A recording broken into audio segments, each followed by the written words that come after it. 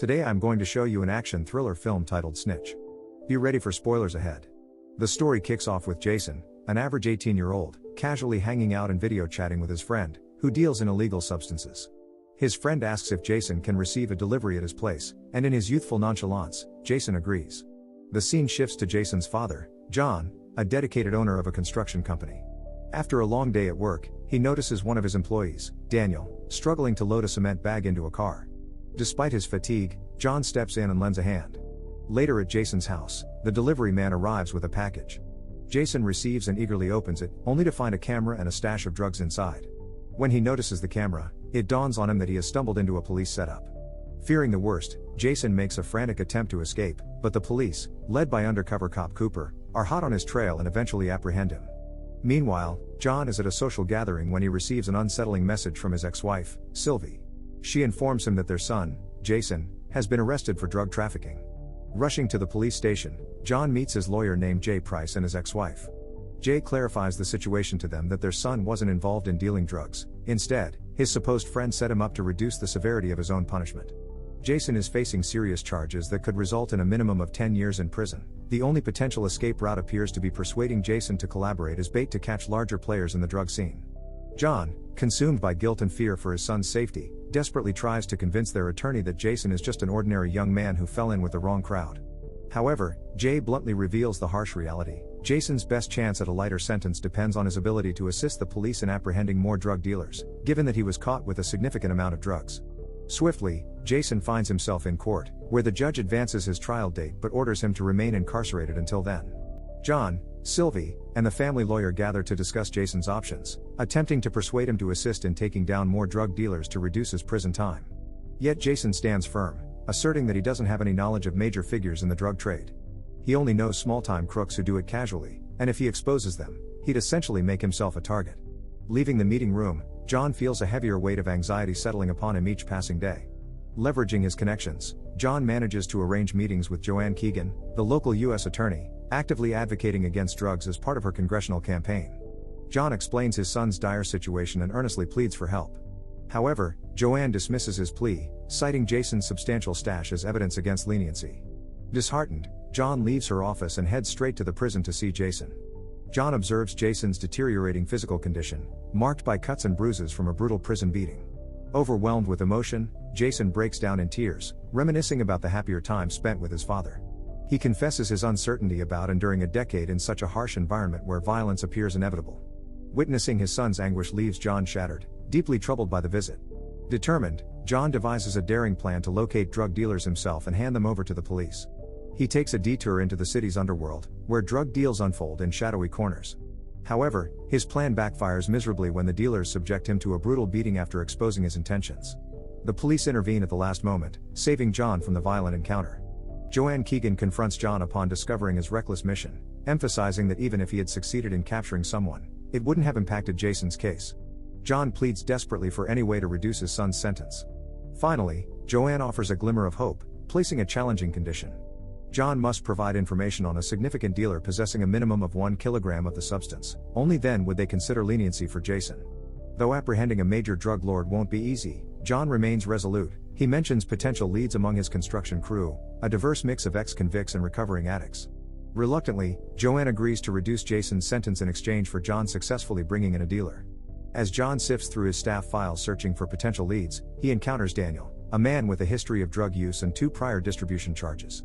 Daniel is currently striving to maintain sobriety while taking care of his wife and young son, aiming to steer clear of a third offense. When John meets Daniel, he offers him a ride home. However, they make a detour to a cafe where John broaches a delicate subject over coffee. Crafting a fabricated story about wanting to explore the drug trade, John asks Daniel to connect him with a major dealer to enter their circles. Daniel, who had viewed John as a sincere and hardworking individual, is surprised by John's unexpected proposal. He firmly declines to assist John, emphasizing that he's already served 2 prison terms and desires a fresh start. John escalates the situation, offering Daniel $5,000 in exchange for introducing him to a powerful figure in the drug trade. However, Daniel staunchly refuses, unwilling to take the risk of facing a 3rd stint in prison. John persists, emphasizing that it's merely an introduction, dramatically raising his offer to a substantial $200,000. Initially intent on leaving, Daniel's thoughts shift when he considers providing a safer environment for his son and agrees. Acting as an intermediary, Daniel connects John with Malik, a formidable local drug lord with 2 prior convictions. Malik is enticed by the prospect of smuggling an almost endless supply of drugs. John presents his case, emphasizing his legitimate role within the company and the fleet of freight trucks that could transport substantial cargo without drawing suspicion. Malik agrees, with the condition that both John and Daniel participate in driving on the initial run. Preparing for the operation, John and Agent Cooper install wiretaps, intending to capture evidence of all illegal transactions. As John and Daniel hit the road, they rendezvous at an inconspicuous junkyard for the meetup. However, their smuggling strategy is scrutinized, raising questions about their approach.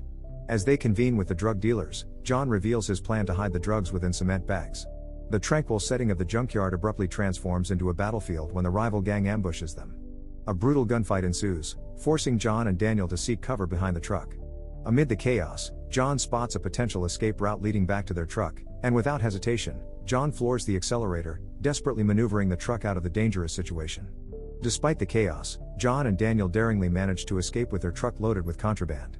Meanwhile, as John climbs the ranks within the cartel, he eventually gains an audience with Juan Carlos Pintra, a formidable figure. John impresses Malik with his bravery and audacious escape, earning growing respect within the cartel.